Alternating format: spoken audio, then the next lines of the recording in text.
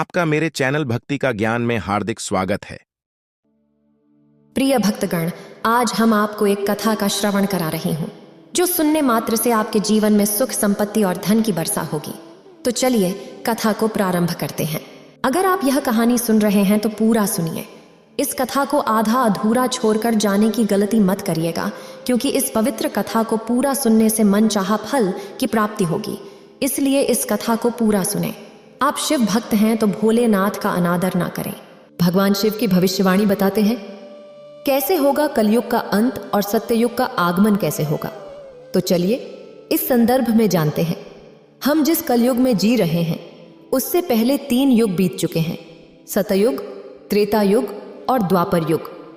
इन तीनों युगों का उल्लेख हमारे धार्मिक ग्रंथों में मिलता है, और वह भी पूरी काल गणना के साथ। तो क्या कलयुग के लिए भी ऐसी कोई काल गणना है? क्या कोई ऐसा समय है जिसके बाद कलयुग का अंत होगा? हमारे वैदिक ग्रंथों में कल की अवतार की भविष्यवाणी मिलती है। कल की यानी भगवान विष्णु का 10वां अवतार। भगवान कल्कि के साथ कलयुग का अंत होगा, इसके संकेतों को समझते हैं। शास्त्रों में लिखा है कि जब भगवान कल्कि सफेद घोड़े पर सवार होकर आएंगे तब धरती पर प्रलय होगा। इस महाप्रलय के बाद एक नई सृष्टि का जन्म होगा। भगवान कल्कि के साथ एक नए युग की शुरुआत होगी। जैसा कि कलयुग से ठीक पहले द्वापर युग में भगवान श्री कृष्ण कह चुके हैं, यदा यदा ही धर्मस्य ग्लानिर्भवति भारत अभ्युत्थानमधर्मस्य तदात्मानं सृजाम्यहम्। इसका अर्थ है जब जब इस धरती पर धर्म की हानि होती है और अधर्म बढ़ता है, तब तब ईश्वर का अवतार होता है। भगवान श्री कृष्ण ने स्वयं अर्जुन से कहा था कि अधर्म का नाश करने के लिए मैं धरती पर अवतार लेता हूं। 3 युगों सतयुग, त्रेता युग और द्वापर युग में भगवान विष्णु के 9 अवतार हो चुके हैं। इन 9 अवतारों के नाम हैं मत्स्य अवतार, कुर्म अवतार, वराह अवतार, नृसिंह अवतार, वामन अवतार, परशुराम अवतार, श्री राम अवतार, श्री कृष्ण अवतार। 10वां अवतार कल्कि अवतार है जो कलयुग के अंत में होगा। मान्यता है कि इस अवतार के साथ सभी बुरे कर्मों और पापियों का नाश होगा। अगर पौराणिक मान्यताओं के हिसाब से देखें तो महाभारत की घटना द्वापर युग की मानी जाती है। इसके पुरातात्विक साक्ष्य के अनुसार द्वापर युग खत्म हुए करीब 51 साल बीत चुके हैं। इसके बाद कलयुग शुरू हुआ। आज के अनुसार कलयुग के 5124 साल बीत चुके हैं। हिंदू धर्म के प्राचीन ग्रंथ गरुड़ पुराण, विष्णु पुराण, अग्नि पुराण आदि में कलयुग का विस्तृत वर्णन किया गया है। इन ग्रंथों में कलयुग में स्त्रियों और पुरुषों के व्यवहार का भी वर्णन मिलता है। अगर आज का इंसान इन ग्रंथों में किए गए कलयुग के वर्णन को पढ़ेगा तो वह डर जाएगा। भगवान श्री कृष्ण ने हजारों साल पहले जो वर्णन किया था वह आज के समय में एक एक शब्द सच होता दिखाई दे रहा है। गरुड़ जी की पूजा के समय भगवान श्री कृष्ण ने कलयुग की भयावहता का वर्णन किया था। श्री कृष्ण ने कहा कि सतयुग, त्रेता युग, द्वापर युग और कलयुग, इन 4 युगों में कलयुग सबसे छोटा और सबसे भयंकर है। जब कलयुग में पाप अपने चरम पर होगा और धर्म का संपूर्ण नाश हो जाएगा, तब एक भयंकर प्रलय इस सृष्टि का विनाश करेगी।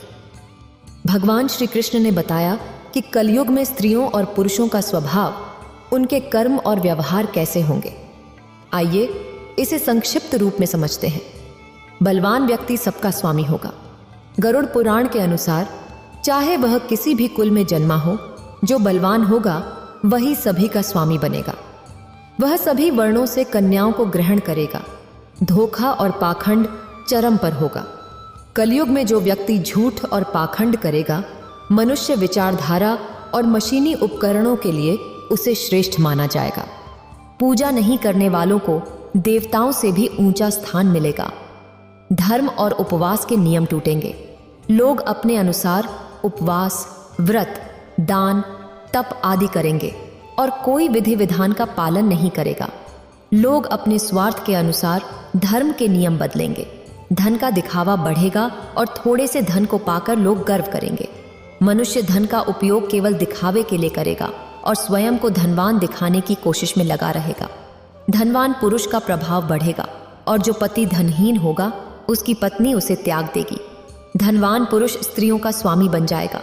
गाय का सम्मान घटेगा और मनुष्य गाय को केवल दूध के लिए पालेगा, लेकिन उसकी सेवा या पूजा नहीं करेगा। मनुष्य का सारा ध्यान केवल धन कमाने पर होगा और दान और धर्म के प्रति कोई रुचि नहीं होगी। स्त्रियां सुंदर पुरुष की कामना करेंगी और धर्म शास्त्रों की अवहेलना करेंगी। वे अपने पति और गुरुओं का सम्मान नहीं करेंगी। लोग अपने स्वार्थ के कारण रिश्तों को तोड़ेंगे और वृद्ध जनों की सेवा करना भूल जाएंगे। संयम का अभाव होगा। बिना स्नान के भोजन करना, अग्नि देवता और अतिथि का सम्मान न करना आम हो जाएगा। योग, तपस्या और सात्विक आहार के अभाव में लोग कम उम्र में ही मृत्यु को प्राप्त करेंगे। अनाज और फल उत्पन्न नहीं होंगे। अंत समय में महिलाएं कम उम्र में ही गर्भवती होंगी। पेड़ पौधे खत्म हो जाएंगे और केवल शमी के पेड़ बचेंगे। इस प्रकार प्राणों में कलयुग का भयावह वर्णन किया गया है। क्या आपको लगता है कि आज के समय में यह सत्य हो रहा है? भगवान शिव ने बताया है कि कलयुग का अंत कैसे होगा। आज हम जानेंगे कि कलयुग के क्या लक्षण हैं, कलयुग में स्त्री और पुरुष कैसे होंगे, उनकी आयु कितनी होगी, कलयुग का अंत किस प्रकार से होगा और अभी कितना समय बाकी है। तो चलिए बिना देरी किए जान लेते हैं। श्रद्धालुओं, महाभारत के युद्ध की समाप्ति के बाद जब धर्मराज युधिष्ठिर हस्तिनापुर के सिंहासन पर बैठे तो उनके मन में सृष्टि के भविष्य को लेकर अनेक चिंताएं उठने लगीं। द्वापर युग अब समाप्त होने की कगार पर था और कलयुग के आगमन के संकेत मिलने लगे थे। युधिष्ठिर यह सोचकर व्याकुल हो उठे कि कलयुग में मानव जीवन का क्या होगा और धर्म की क्या स्थिति रहेगी।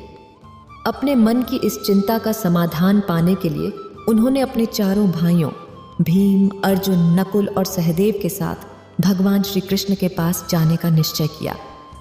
इस प्रकार विचार करके सभी पांडव द्वारिका की ओर प्रस्थान करने लगे।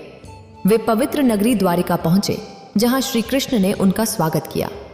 श्री कृष्ण के पास पहुंचते ही युधिष्ठिर ने उनके चरणों में प्रणाम किया और कहा, हे केशव, आपको बारंबार नमस्कार है। श्री कृष्ण ने मुस्कुराते हुए कहा, हे महाराज युधिष्ठिर, द्वारिका नगरी में आपका स्वागत है। कहिए, मैं आपकी किस प्रकार से सहायता कर सकता हूं? युधिष्ठिर ने विनम्रता पूर्वक कहा, हे माधव, आप तो सब कुछ जानते हैं। द्वापर युग अब समाप्त होने वाला है और कलयुग के संकेत स्पष्ट रूप से दिखने लगे हैं। मैं यह जानना चाहता हूं कि कलयुग में मानव का स्वभाव और आचरण कैसा होगा। वह किस प्रकार के कर्म करेगा और मोक्ष प्राप्ति के लिए उसे कौन से प्रयास करने होंगे। श्री कृष्ण ने मुस्कुराते हुए उत्तर दिया, हे धर्मराज, आपकी जिज्ञासा उचित है। कलयुग के प्रभावों को समझना महत्वपूर्ण है, लेकिन इसका उत्तर मैं सीधे नहीं दे सकता। इसके लिए आपको और आपके भाइयों को कुछ विशेष अनुभव प्राप्त करने होंगे। युधिष्ठिर ने उत्सुकता से पूछा, हे केशव, आप जिस प्रकार की परीक्षा की बात कर रहे हैं उसके लिए हमें क्या करना होगा, हमें क्या अनुभव करना होगा? श्री कृष्ण ने कहा, हे महाराज, आपको और आपके चारों भाइयों को अलग अलग दिशाओं में स्थित घने और भयानक वनों में जाकर कुछ विचित्र और अद्भुत चीजें देखनी होंगी। जब आप वहां कुछ असामान्य घटनाओं का अनुभव करेंगे तो उन्हें वापस आकर मुझसे साझा करें, तभी मैं आपको कलयुग के प्रभावों के बारे में विस्तार से बता पाऊंगा। युधिष्ठिर ने कहा, जैसी आपकी आज्ञा केशव। आप जिस स्थान की ओर इशारा करेंगे हम वहां जाने के लिए तैयार हैं। भगवान श्री कृष्ण ने कहा, हे महाराज, आप और आपके चारों भाई अब अलग अलग दिशाओं में जाओ। सभी दिशाओं में भयानक वन स्थित हैं। आप उन जंगलों में जाकर देखो। अगर आपको कोई विचित्र चीज दिखाई दे तो वापस आकर बता देना। मैं आपको उससे आने वाले कलयुग का रहस्य बताऊंगा। फिर युधिष्ठिर और उनके भाइयों ने भगवान श्री कृष्ण की आज्ञा का पालन करते हुए वन की ओर चलने का निर्णय लिया। पांडव अपने रथों से उतरे और पैदल ही वन की ओर चल पड़े। वन की यात्रा कठिन थी, लेकिन वे अपने मन में जिज्ञासा और ईश्वर की आज्ञा का पालन करने के उद्देश्य से चल रहे थे। वन का वातावरण शांति और रहस्यमयता से भरा हुआ था। पांडव एक एक करके अलग अलग दिशाओं में जाने लगे ताकि वे अधिक से अधिक अद्भुत घटनाओं का अनुभव कर सकें। सबसे पहले युधिष्ठिर को एक घने और रहस्यमय वन में एक विचित्र दृश्य दिखाई दिया। उन्होंने देखा कि एक विशालकाय हाथी के 2 सूंड हैं। वह हाथी अपने दोनों सूंड से वन के पेड़ों को उखाड़ रहा था, मानो उसकी शक्ति अद्वितीय हो। यह दृश्य देखकर युधिष्ठिर आश्चर्यचकित हो गए और सोचने लगे कि यह अद्भुत घटना क्या संकेत दे रही है। उन्होंने उस हाथी को ध्यान से देखा और उसके अद्वितीय रूप को समझने का प्रयास किया। इसके बाद अर्जुन ने भी एक अद्भुत घटना का साक्षात्कार किया। अर्जुन एक सुंदर और शांत वन में पहुंचे जहां पक्षियों की चहचहाहट सुनाई दे रही थी। वहां उन्होंने देखा कि एक विशाल पक्षी के पंखों पर वेदों की रचनाएं लिखी हुई थीं। वह पक्षी अत्यंत विशाल और गौरवशाली था, लेकिन वह मुर्दे का मांस खा रहा था। अर्जुन यह दृश्य देखकर सोचने लगे कि यह कैसा अद्भुत और विरोधाभासी दृश्य है। एक ओर यह पक्षी वेदों का ज्ञान धारण करता है और दूसरी ओर वह मृत जीवों का मांस खा रहा है। अर्जुन ने इस दृश्य को ध्यान से देखा और इसे समझने का प्रयास किया। फिर भीम, जो बहुत बलवान और स्वस्थ थे, उन्होंने भी एक अनोखी घटना देखी। भीम एक हरे भरे चारागाह में पहुंचे जहां गायों का एक झुंड चर रहा था। वहां उन्होंने देखा कि एक गाय ने बछड़े को जन्म दिया है और वह गाय अपने बछड़े को इतनी जोर से मारने लगी कि वह बछड़ा लहूलुहान हो गया। भीम ने यह दृश्य देखा और सोचने लगे कि यह कैसी विचित्र ममता है जो बच्चे को घायल कर रही है। इसके बाद सहदेव ने एक और अद्भुत दृश्य देखा। सहदेव एक सुंदर और शांत जलाशय के पास पहुंचे। वहां 7 कुएं थे, जिनमें से 6 कुओं में पानी भरा हुआ था, लेकिन बीच वाला कुआं, जो सबसे गहरा था, उसमें जरा सा भी पानी नहीं था। यह दृश्य देखकर सहदेव गहरे विचार में पड़ गए और सोचने लगे कि यह अद्भुत दृश्य क्या संकेत दे रहा है। उन्होंने इस दृश्य को ध्यान से देखा और इसे समझने का प्रयास किया। फिर अंत में नकुल ने भी एक अद्भुत दृश्य देखा। नकुल एक पर्वतीय क्षेत्र में पहुंचे जहां चारों ओर ऊंचे ऊंचे पर्वत थे और उन पर हरे भरे वृक्ष उगे हुए थे। उन्होंने देखा कि एक पहाड़ की छोटी सी एक विशालकाय शिला लुढ़कती हुई नीचे आ रही थी। वह शिला अपने रास्ते में आने वाले बड़े बड़े वृक्षों को उखाड़कर फेंक देती है, लेकिन जब वह एक छोटे से पौधे के पास पहुंची तो उसे छूते ही वह स्थिर हो गई। नकुल इस घटना से स्तब्ध रह गए और सोचने लगे कि यह छोटा सा पौधा इतना शक्तिशाली कैसे हो सकता है। उन्होंने इस दृश्य को ध्यान से देखा और यह समझने का प्रयास किया। शाम होते ही 5 भाई वन से वापस लौटे और भगवान श्री कृष्ण के पास पहुंचे। वे सभी अपने अपने अनुभवों को साझा करने के लिए उत्सुक थे। सबसे पहले युधिष्ठिर ने अपनी बात कही। हे प्रभु, मैंने एक हाथी देखा जिसकी 2 सूंडें थीं। यह दृश्य देखकर मैं बहुत चकित हुआ। श्री कृष्ण मुस्कुराए और बोले, धर्मराज, इस दृश्य का अर्थ यह है कि कलयुग में ऐसे लोग सत्ता में आएंगे जो दोनों ओर से शोषण करेंगे। वे एक ओर प्रजा से सेवा और भक्ति की मांग करेंगे और दूसरी ओर अपने स्वार्थ के लिए उनका दोहन करेंगे। वे दिखावे में कुछ और होंगे और अंदर से कुछ और। ऐसे शासक प्रजा के हित की बजाय अपने स्वार्थ को प्राथमिकता देंगे। इसके बाद अर्जुन ने कहा, प्रभु, मैंने एक पक्षी देखा जिसके पंखों पर वेदों की रचनाएं लिखी हुई थीं, लेकिन वह पक्षी मुर्दे का मांस खा रहा था। यह दृश्य मेरे लिए अत्यंत विचित्र था। श्री कृष्ण ने गहरे विचार में डूबते हुए कहा, अर्जुन, कलयुग में ऐसे लोग होंगे जो बड़े बड़े विद्वान और पंडित कहलाएंगे। उनके पास ज्ञान तो होगा, लेकिन उनका हृदय पवित्र नहीं होगा। वे मृतकों के नाम पर धन अर्जित करने के लिए तत्पर रहेंगे। ऐसे विद्वान केवल अपने लाभ के लिए धर्म और वेदों का उपयोग करेंगे। वे केवल उस समय का इंतजार करेंगे जब कोई धनी व्यक्ति मरे और उनकी संपत्ति उनके नाम हो जाए। इस युग में धर्म के नाम पर भी छल और कपट होगा। फिर भीम ने अपनी बात कही, प्रभु, मैंने देखा कि एक गाय अपने बछड़े को इतनी जोर से मार रही थी कि वह लहूलुहान हो गया। यह दृश्य मेरे लिए बड़ा ही विचित्र था। श्री कृष्ण ने गंभीरता से उत्तर दिया, भीम, कलयुग में माता पिता अपने बच्चों के प्रति इतनी ममता और मोह दिखाएंगे कि वे उनके विकास का मार्ग ही बाधित कर देंगे। अत्यधिक स्नेह और सुरक्षा के कारण बच्चे आत्मनिर्भर नहीं बन पाएंगे और वे जीवन में आगे बढ़ने के बजाय मोहमाया के जाल में फंस कर रह जाएंगे। माता पिता की ममता उनके बच्चों के लिए ही बाधा बन जाएगी और बच्चे आत्मनिर्भर बनने के बजाय कमजोर हो जाएंगे। अब सहदेव ने अपनी बारी ली और कहा, हे प्रभु, मैंने 7 कुओं का अद्भुत दृश्य देखा। 6 कुओं में पानी भरा हुआ था, लेकिन बीच वाला कुआं जो सबसे गहरा था वह पूरी तरह से सूखा था। यह दृश्य मुझे बहुत विचित्र लगा। श्री कृष्ण ने धीरे धीरे उत्तर दिया, सहदेव, कलयुग में ऐसे लोग होंगे जो दिखावे में बड़े धनार्थ और संपन्न होंगे।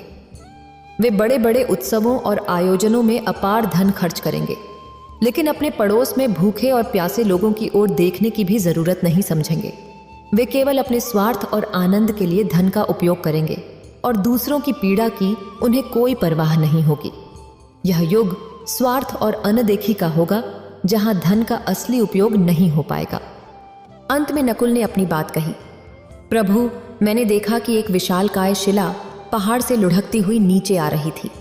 वह अपने रास्ते में आने वाले बड़े बड़े पेड़ों को उखाड़कर फेंक रही थी, लेकिन एक छोटे से पौधे के पास पहुंचते ही वह शिला स्थिर हो गई। यह दृश्य मेरे लिए अत्यंत आश्चर्यजनक था। श्री कृष्ण ने गंभीर स्वर में उत्तर दिया, नकुल, कलयुग में मनुष्य का पतन बड़े बड़े धन और संपत्तियों के कारण नहीं रुकेगा। उसका जीवन केवल भौतिक सुख सुविधाओं से उखड़ जाएगा।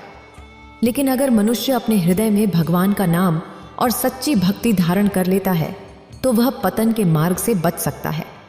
शिव नाम का छोटा सा पौधा भी जीवन को संभाल सकता है, जबकि बड़े बड़े वृक्ष जैसे धन और सत्ता उसे नहीं बचा पाएंगे। यही कलयुग का सच होगा। भगवान श्री कृष्ण के इन उत्तरों को सुनकर 5 पांडव गहरे विचार में पड़ गए। उन्होंने कलयुग के भविष्य की एक झलक देख ली थी और यह समझ लिया कि इस युग में मनुष्य का स्वभाव और आचरण कैसे बदल जाएगा। वे समझ गए कि इस युग में धर्म और सत्य का पालन करना कितना कठिन होगा, लेकिन यदि वे सच्ची भक्ति और भगवान के नाम का आश्रय लें तो वे अवश्य ही इस पतन से बच सकते हैं। इसके पश्चात पितामह भीष्म ने भी कलयुग के बारे में कुछ भविष्यवाणियां की। उन्होंने कहा कि कलयुग में लोग अपने माता पिता की सेवा नहीं करेंगे।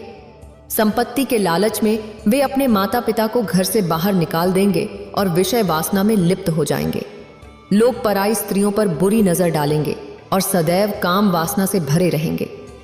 यह सुनकर पांडवों ने कलयुग की एक और गहरी झलक पाई और यह समझ गए कि इस युग में मानव का पतन कितना गहरा हो सकता है। उन्होंने यह भी जाना कि धर्म और सत्य के मार्ग पर चलते हुए ही वे इस युग की कठिनाइयों का सामना कर सकते हैं। एक ही स्त्री कई पुरुषों से विवाह करेगी। यह स्थिति समाज में नैतिकता और सदाचार के पतन का प्रतीक है। इसके अलावा लोग पूजा पाठ, श्राद्ध, अंतिम संस्कार, मुंडन और विवाह जैसे धार्मिक और सांस्कृतिक कार्यों को छोड़ देंगे। जल की कमी के कारण लोग स्नान भी नहीं करेंगे और अशुद्ध ही रहेंगे। कलयुग के अंत में लोग केवल मांसाहार का ही सेवन करेंगे और कोई भी सात्विक आहार नहीं लेंगे। इस युग में लोगों के वस्त्र चमकीले और तने हुए होंगे, जो उनके भौतिकता के प्रति आकर्षण और आध्यात्मिकता से दूर होने का संकेत है। तीसरा संकेत वृक्षों का फलहीन होना है। भगवान शिव ने बताया कि कलयुग के अंत समय में वृक्षों में फल आना बंद हो जाएगा। सभी वृक्ष फल रहित हो जाएंगे और सृष्टि में हर तरफ केवल शमी के वृक्ष ही दिखाई देंगे। मनुष्य शाकाहार को त्याग कर केवल मांसाहार का सेवन करेंगे। इस युग का भोजन तामसिक और रोग उत्पन्न करने वाला होगा, जिससे लोग जल्दी ही बूढ़े होकर मृत्यु को प्राप्त हो जाएंगे। कलयुगी मनुष्य गाय की पूजा करना भी बंद कर देंगे और गायों को केवल दूध और मांस के लिए पाला जाएगा। यह समाज में धर्म, नैतिकता और प्रकृति के प्रति सम्मान की कमी का प्रतीक है। चौथा संकेत अल्पवृष्टि। भगवान शिव ने कहा कि कलयुग के अंत समय में बहुत कम बारिश होगी, खेतों में अनाज नहीं उगेगा और फलों में रस नहीं होगा। मनुष्य भूख और प्यास से तड़प कर मरने लगेंगे और केवल बकरियों का दूध ही प्राप्त होगा। यह संकेत प्राकृतिक संसाधनों की कमी और जीवन की कठिनाइयों को दर्शाता है। पांचवा संकेत 7 सूर्य और प्रलय। अंत में भगवान शिव ने सबसे भयानक संकेत का वर्णन किया। उन्होंने कहा कि जब कलयुग का अंत निकट होगा तब भगवान विष्णु सूर्य की किरणों में विराजमान होकर पृथ्वी का संपूर्ण जल सुखा देंगे। आकाश में चारों तरफ 7 सूर्य दिखाई देंगे और इनके प्रभाव से संपूर्ण सृष्टि जलकर खाक हो जाएगी। तत्पश्चात रुद्र रूपी भगवान विष्णु अपने श्वास से मेघों को उत्पन्न करेंगे, जो अगले 100 वर्षों तक भयंकर गर्जना के साथ जल की वर्षा करेंगे, जिससे सृष्टि की वह भयंकर अग्नि शांत हो जाएगी। अग्नि शांत होने पर ये मेघ संपूर्ण जगत को जल में डुबो देंगे, जिससे संपूर्ण सृष्टि का अंत हो जाएगा। श्री कृष्ण ने गरुड़ जी से कहा, यह दृश्य इतना विनाशकारी और भयावह होगा कि समस्त संसार जलकर राख हो जाएगा, संपूर्ण जगत का ध्वंस होगा। लेकिन यह केवल एक अंत नहीं है, बल्कि एक नई शुरुआत का संकेत भी है। जब सृष्टि का विनाश होगा, तब भगवान अपनी इच्छा से एक नई सृष्टि की रचना करेंगे। यह नई सृष्टि पहले से अधिक शुद्ध, पवित्र और दिव्य होगी, जहां धर्म, सत्य और आध्यात्मिकता का पुनः उत्थान होगा। यह सृष्टि पालन और संहार का एक चक्र है। जब एक युग का अंत होता है, तो यह किसी नए युग की शुरुआत के लिए मार्ग प्रशस्त करता है। यह हमें सिखाता है कि हर अंत एक नई शुरुआत का प्रारंभ है, और इस नई सृष्टि में वही जीवित रहेंगे जिन्होंने धर्म और सत्य का पालन किया है। इस प्रकार कलयुग का अंत होगा। फिर परमात्मा अपनी इच्छा से पुनः सृष्टि की रचना करेंगे। यह ज्ञान हमें सिखाता है कि कलयुग की कठिनाइयों और चुनौतियों के बावजूद हमें सच्चे धर्म और भगवान के नाम का आश्रय लेना चाहिए। इसी में हमारा कल्याण है। सतयुग में राजा हरिश्चंद्र हुए थे, जिन्होंने सत्य के लिए अपने परिवार और खुद का बलिदान भी दे दिया था। त्रेता युग में धर्म के 3 पैर थे। इस युग में पाप थोड़ा बहुत होता था, पर सतयुग से थोड़ा ज्यादा और पुण्य सतयुग से थोड़ा कम होता था। इस युग में विष्णु का राम अवतार हुए थे। असुरराज बाली ने 3 पग में धरती दान कर दी, जबकि राक्षस राज रावण ने सीता का अपहरण करने के बाद उन्हें छुआ तक नहीं। द्वापर युग में आधे मनुष्य पापी और आधे पुण्यात्मा थे। जितने पाप होते थे, उतने ही पुण्य भी हो जाते थे। इसी युग में महाभारत का युद्ध हुआ था। यह युद्ध धर्म का युद्ध था। कृष्ण ने धर्म की रक्षा की थी। अब कलिकाल यानी कि कलयुग आया है, जिसमें धर्म का कोई नामो निशान नहीं है। धर्म अब पंगु बन गया है। इस युग में मनुष्य अधिक पाप करता है और पुण्य न के बराबर। वर्तमान में देखा जा रहा है कि पुण्य कहीं बचा ही नहीं है। अब तो चारों तरफ पाप ही पाप नजर आता है। अगर कोई इंसान थोड़ा बहुत दान पुण्य करता है, तो वह उसका भी प्रचार इस तरह से करता है जैसे कि उसने बहुत बड़ा एहसान किया हो। इस युग में यज्ञों की पूजा नहीं, बल्कि अपमान किया जाएगा। इस युग में इतनी बीमारियां आएंगी जिनका कोई इलाज संभव नहीं होगा। कलयुग का कालखंड सबसे छोटा माना गया है, और यह भी माना जाता है कि कलयुग में भगवान विष्णु का 10वां अवतार होगा, जिसका नाम होगा कल्कि। वर्तमान समय में कलयुग ही चल रहा है। विष्णु पुराण में कहा गया है कि कलयुग में पाप इतना अधिक होगा कि सृष्टि का संतुलन ही बिगड़ जाएगा। एक घटना के अनुसार मुनियों और ऋषियों के साथ चर्चा करते हुए वेद व्यास जी कहते हैं, हे मुनिजन, सभी युगों में कलयुग ही सबसे श्रेष्ठ युग है, क्योंकि 10 वर्ष में जितना व्रत और तप करके कोई मनुष्य सतयुग में पुण्य प्राप्त करता है, त्रेता युग में उतना पुण्य 1 साल के तप से प्राप्त कर सकता है। इसी प्रकार उतना ही पुण्य द्वापर युग में 1 महीने के तप से प्राप्त हो सकता है, किंतु कलयुग में इतना बड़ा पुण्य मात्र 1 दिन के तप से प्राप्त किया जा सकता है। इस तरह व्रत और तप के फल की प्राप्ति के लिए कलयुग ही सबसे श्रेष्ठ समय है। श्री कृष्ण कहते हैं कि कलयुग में ऐसे लोगों का राज्य होगा जो दोनों ओर से शोषण करेंगे। वे बोलेंगे कुछ और, करेंगे कुछ और, मन में कुछ और होगा और कर्म में कुछ और। इस युग में ऐसे लोग महान ज्ञानी और ध्यानी कहलाएंगे, परंतु उनके आचरण राक्षसी होंगे। कई लोग पंडित और विद्वान कहलाएंगे, लेकिन वे यही देखेंगे कि कौन मरे और उनके नाम से संपत्ति छोड़ जाए आए। कलयुग का मनुष्य शिशुपाल जैसा हो जाएगा। कलयुग में माँ का अपने बच्चों से इतना मोह होगा कि उन्हें अपने विकास का अवसर ही नहीं मिलेगा। मोह माया में ही घर बर्बाद हो जाएगा। ज्यादा प्यार मिलने के कारण बच्चे बिगड़ जाएंगे और गलत काम करेंगे। अगर कोई बेटा घर छोड़कर साधु बनेगा तो हजारों लोग उसके दर्शन करेंगे, लेकिन यदि अपना बेटा साधु बनेगा तो परिवार रोएगा कि हमारी जिंदगी बर्बाद हो गई। इतनी सारी ममता होगी कि बच्चों को मोह माया और परिवार में बांध कर रखा जाएगा, जिससे उनका जीवन खत्म हो जाएगा। अंत में बेचारा अनाथ होकर मरेगा।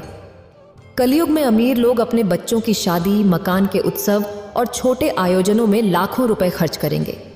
जितना ज्यादा खर्च होगा उतना ही उनका नाम होगा। परंतु यदि आसपास कोई भूखा प्यासा होगा तो वे यह देखने की भी परवाह नहीं करेंगे कि उसका पेट भरा है या नहीं। अपना ही सगा भूखा मर जाएगा और वे देखते रहेंगे। दूसरी ओर वे मौज मस्ती, मदिरा, मांस भक्षण और व्यसनों पर खूब पैसा खर्च करेंगे, लेकिन किसी के आंसू पोंछने में उनकी रुचि नहीं होगी। कलयुग में मानव का मन नीचे गिरेगा, उसका जीवन पतित होगा। यह पतित जीवन न धन की शिला से रुकेगा, न सत्ता के वृक्षों से, किंतु हरिनाम के एक छोटे से पौधे से, हरि कीर्तन के एक छोटे से पौधे से मनुष्य जीवन का पतन रुक जाएगा। पुराणों में लिखा है कि जैसे जैसे कलयुग आगे बढ़ेगा वैसे वैसे भारत की गद्दी पर वेद विरोधी लोगों का शासन होगा। ये ऐसे लोग होंगे जो जनता से झूठ बोलेंगे, एक दूसरे की आलोचना करेंगे और जिनका कोई धर्म नहीं होगा। ये सभी विधर्मी होंगे और मिलकर भारत को बर्बाद कर देंगे। अंततः भारत को अराजक भूमि बना देंगे। जैसे जैसे कलयुग आगे बढ़ेगा ब्राह्मण संस्कारहीन हो जाएंगे, राजा लोग भी शूद्रों के समान हो जाएंगे और अपनी तुच्छ बुद्धि को शाश्वत समझेंगे। कुछ मूर्ख लोग ईश्वर और धर्म ग्रंथों की प्रामाणिकता पर सवाल उठाने का दुस्साहस करेंगे। वे प्राणों का अपमान करेंगे, जिसका मतलब होगा कि उनके पाप प्रबल हो चुके हैं। जब सभी वेदों को त्याग दिया जाएगा, संस्कारहीनता फैलेगी। लोग छोटी छोटी बातों पर क्रोधित होकर आग बबूला हो जाएंगे।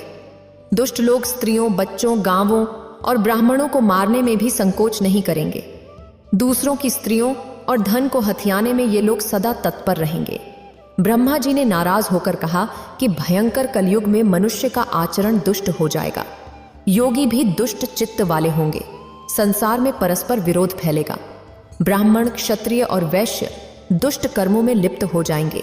राजाओं में चरित्रहीनता विशेष रूप से देखी जाएगी। देश और गांव-गांव में कष्ट फैल जाएगा।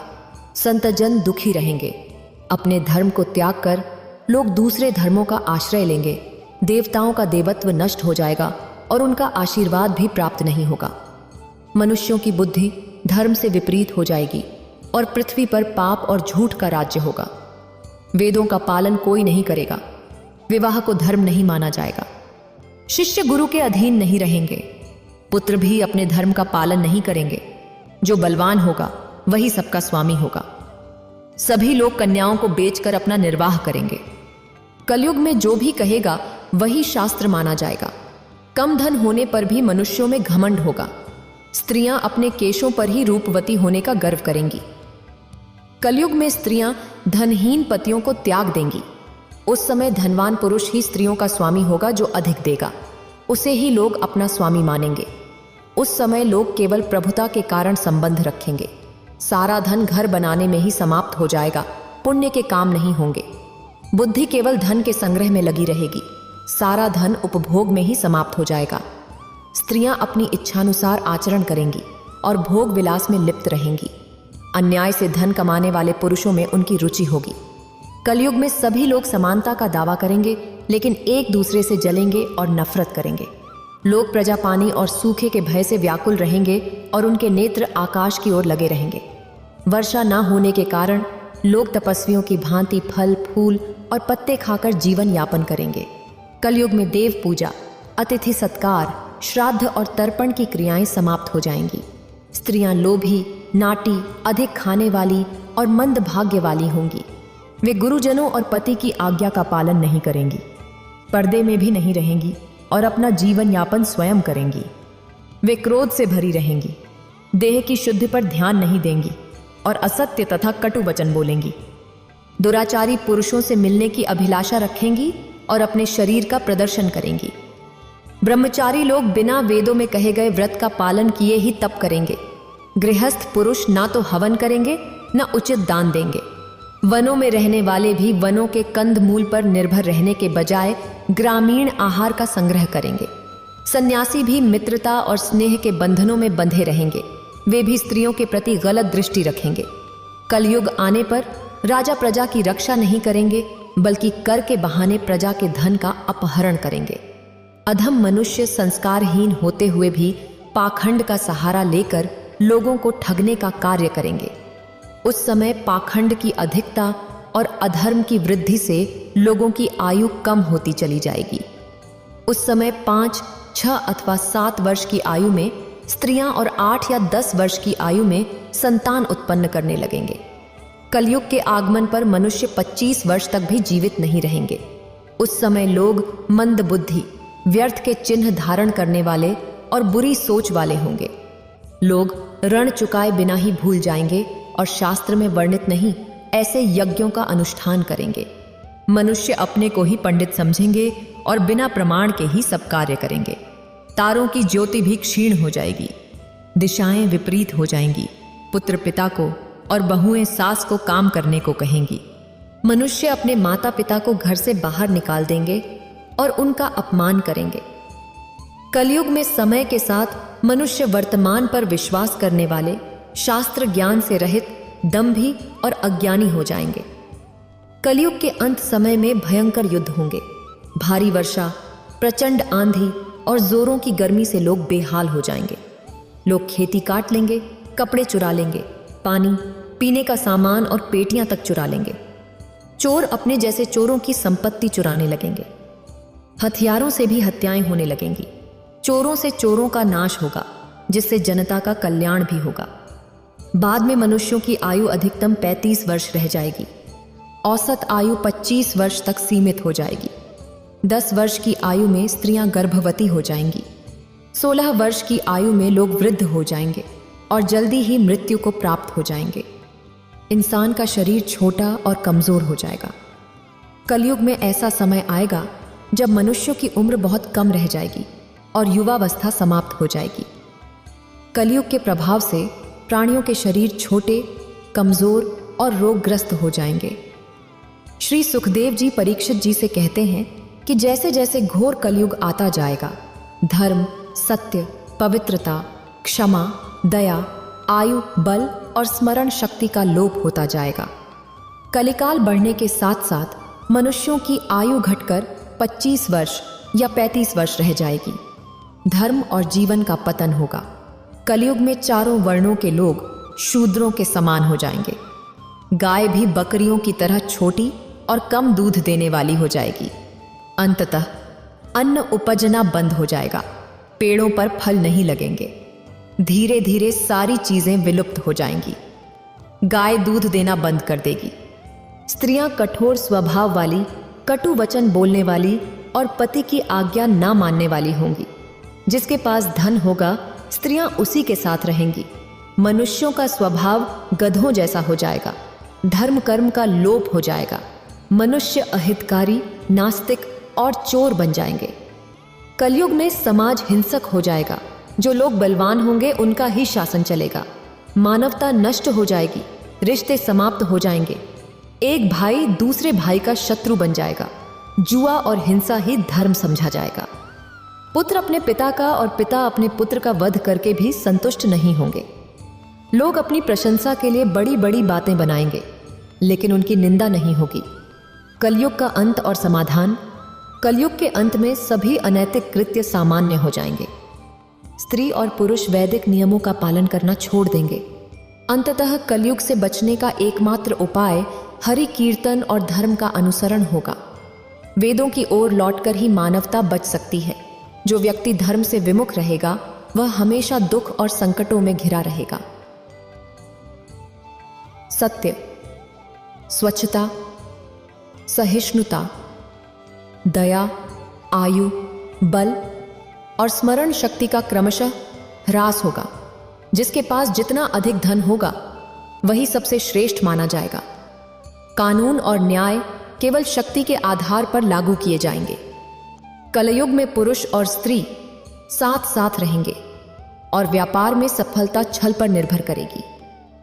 पहले के समय में जो ब्राह्मण रहते थे वे अपने शरीर पर बहुत कुछ धारण करते थे, पर कलयुग में वे केवल एक धागा पहनकर अपने ब्राह्मण होने का दावा करेंगे। जो व्यक्ति बहुत चालाक और स्वार्थी होगा वह इस युग में बहुत विद्वान माना जाएगा। इस युग में जिस व्यक्ति के पास धन नहीं होगा उसकी कोई कद्र नहीं होगी। वह अधर्मी, अपवित्र और बेकार माना जाएगा। विवाह केवल एक समझौता होगा। लोग स्नान करके समझेंगे कि वे अंतरात्मा से भी शुद्ध हो गए हैं। पेट भरना लोगों का मुख्य लक्ष्य हो जाएगा। यह माना जाएगा कि मनुष्य की सुंदरता उसके बालों से होती है। पृथ्वी भ्रष्ट लोगों से भर जाएगी और लोग सत्ता हासिल करने के लिए एक दूसरे को मारेंगे। अकाल और अत्यधिक करों के कारण लोग पत्ते, जड़, मांस, जंगली शहद, फल, फूल और बीज खाने को मजबूर हो जाएंगे। जब सूखा पड़ेगा, ठंड, हवा, गर्मी, बारिश और बर्फ, ये सब लोगों को बहुत परेशान करेंगे। गोस्वामी तुलसीदास के रामचरितमानस के अनुसार ब्रह्मा और शिव के नेतृत्व में सभी देवता भगवान विष्णु से अवतार लेने की प्रार्थना करने के लिए न तो वैकुंठ गए और न ही क्षीण सागर, किंतु भगवान राम को सूक्ष्म अग्नि की तरह उपस्थित होने के लिए, जैसा कि भगवान शिव ने सलाह दी थी, वहीं से उन्होंने प्रार्थना की। भगवान ने उन्हें आश्वासन दिया कि उनका अवतार होगा। आगे बताया गया है कि मन्नु और शत्रुपा ने इसके लिए घोर तपस्या की। ब्रह्मा, विष्णु और शिव ने उनसे बार बार संपर्क किया, किंतु दंपति ने जोर देकर यही कहा कि वे चाहते हैं कि परम ब्रह्म स्वयं प्रकट होकर उन्हें आशीर्वाद दे। वे ब्रह्मा, विष्णु और शिव के आश्वासन से कदापि संतुष्ट नहीं हुए। वे उस स्वरूप को पाना चाहते थे जो शिव के हृदय में बसता है, जिसके बारे में महान योगी ध्यान करते हैं और जो भूसुंडी की अंतरात्मा के भक्ति महासागर में हंस की तरह तैरता है। ज्ञान, योग और भक्ति तीनों के रूप में स्वयं प्रकट होकर उन्हें आशीर्वाद देने के लिए ही वे तपस्या कर रहे थे। इसी प्रकार श्रीमद् भागवत में वेद व्यास ने संसार के नियंतापूर्ण ब्रह्म के सत्य का पता लगाने के लिए प्रतिज्ञा की। तुलसीदास के अनुसार राम मात्र पर्ण सर्वोच्च ईश्वर के अवतार नहीं है और न ही वेद व्यास के लिए कृष्ण। इस दृष्टिकोण को समझाने के लिए तुलसीदास ने अनेक घटनाओं का उल्लेख किया है। उनके अनुसार जब राम रावण द्वारा सीता के अपहरण पर विलाप कर रहे थे, उस समय अगस्त्य के आश्रम से लौटते हुए शिव और सती वहां से गुजरे। सती ने राम के विलाप को एक साधारण मनुष्य की तरह देखा और उन्हें सर्वोच्च देवता मानने के लिए तैयार नहीं हुई। सती ने राम की शक्ति की परीक्षा लेने का निर्णय किया और स्वयं सीता का रूप धारण कर लिया। इस घटना ने भगवान शिव को इतना आहत कर दिया कि उन्होंने सती का त्याग कर दिया। उन्होंने तब तक सती को स्वीकार नहीं किया जब तक वे पार्वती के रूप में पुनः जन्म नहीं ले लेती। इस प्रकार श्रीमद् भागवत और रामचरितमानस दोनों के केंद्रीय विषय है कि भगवान राम और कृष्ण परम ब्रह्म के अवतार हैं। भारतीय दार्शनिक दृष्टि में भगवान तीन प्रकार के होते हैं: निर्गुण, निराकार, वेदांत उपासना का अव्यक्त ब्रह्म। निर्गुण साकार सांख्य और योग दर्शन का ईश्वर, और सगुण साकार परम ब्रह्म। परमेश्वर का लोक अवतार वे उस स्वरूप को पाना चाहते थे जो शिव के हृदय में बसता है, जिसके बारे में महान योगी ध्यान करते हैं और जो भूसुंडी की अंतरात्मा के भक्ति महासागर में हंस की तरह तैरता है। ज्ञान, योग और भक्ति तीनों के रूप में स्वयं प्रकट होकर उन्हें आशीर्वाद देने के लिए ही वे तपस्या कर रहे थे। भगवान अधर्म के नाश और धर्म की स्थापना के लिए अवतार लेते हैं। महाभारत के अनेक प्रसंग इसके प्रमाण हैं। कौरव पांडवों के साथ बचपन से दुर्व्यवहार करते थे। उन्होंने कुलवधू द्रौपदी का अपमान किया और धर्म की सारी सीमाएं पार कर दी। राजा धृतराष्ट्र पुत्र मोह में इस कदर अंधे हो गए थे कि उनकी बुद्धि भी भ्रष्ट हो गई थी। संजय, विदुर और भीष्म पितामह ने युद्ध टालने का प्रयास किया, किंतु कौरवों का अभिमान उन्हें अधर्म के मार्ग पर ले गया। भगवान ने केवल कौरवों को नहीं, अधर्म को नष्ट करने के लिए अवतार लिया। महाभारत के युद्ध के बाद पांडवों ने धर्म की नीति पर कार्य किया और भगवान द्वारा दिखाए गए धर्म के मार्ग पर चलते हुए धर्म को जीवित रखा। अंत में इस घोर कलयुग से बचने का एकमात्र उपाय यह है कि व्यक्ति को वेदों की ओर लौटना चाहिए और हर समय हरि कीर्तन करके खुद को सुरक्षित रखना चाहिए। जो व्यक्ति धर्म से विमुख होकर रहेगा वह कहीं भी कभी भी अकाल मृत्यु को प्राप्त करेगा या हर समय दुखी और संकटों से घिरा रहेगा। प्रिय मित्रों, यदि आप इस कलयुग से बचना चाहते हैं तो गलत लोगों से दूरी बनाए रखें, भजन कीर्तन करते रहें और भागवत गीता का पाठ अवश्य करें। आप ईश्वर की पूजा आराधना में लगे रहें। इससे आपके जो भी बुरे कर्मों के फल हैं वे समाप्त हो जाएंगे और आपको इस कलयुग से मुक्ति मिलेगी। भगवान शिव ने कहा है कि जो व्यक्ति कलयुग में हमेशा सत्य के मार्ग पर चलेगा उसका जीवन आसान हो जाएगा। श्री कृष्ण की बताई गई इन 4 अहम बातों पर चलना कलयुग के इंसानों के लिए कठिन जरूर है, लेकिन जो इनका पालन करेगा उसका जीवन सरल और सुखमय होगा। आज की भागदौड़ भरी जिंदगी में ईश्वर का स्मरण करने के लिए किसी के पास समय नहीं है, लेकिन जब विपत्ति आती है तो सभी को भगवान याद आते हैं। यदि इंसान सुख में भी भगवान का स्मरण करता रहे तो उसे दुख के दिन नहीं देखने पड़ेंगे। उसे सुख और दुख दोनों समय भगवान का स्मरण करते रहना चाहिए। रोज भगवान के नाम का स्मरण करना चाहिए। हमेशा अच्छे कर्म करने चाहिए। हिंदू धर्म में ब्रह्मा और विष्णु पुराण की कई मान्यताएं हैं। पुराणों के अनुसार कलयुग के खत्म होने के बाद दुनिया समाप्त हो जाएगी। विष्णु पुराण में ऐसी कई परिस्थितियां लिखी गई हैं जिनसे पता चलता है कि सृष्टि अपने अंत के करीब है। ऐसा बताया गया है कि महाभारत युद्ध के समय कई लोग किसी कारणवश इस युद्ध में भाग नहीं ले पाए थे। वे सभी योद्धा युद्ध लड़ने की इच्छा रखते थे और उनकी यह इच्छा कलयुग के अंत में पूरी होगी। कलयुग के अंत में कल के अवतार का जन्म होगा। भगवान बलराम, जिन्हें जगन्नाथपुरी में बलभद्र के नाम से जाना जाता है, प्रकट होंगे और अधूरा महाभारत युद्ध फिर से लड़ा जाएगा। अगर आपको ये वीडियो अच्छी लगी हो तो लाइक करें और शेयर करें और मेरे चैनल भक्ति का ज्ञान को सब्सक्राइब करें। आपका धन्यवाद।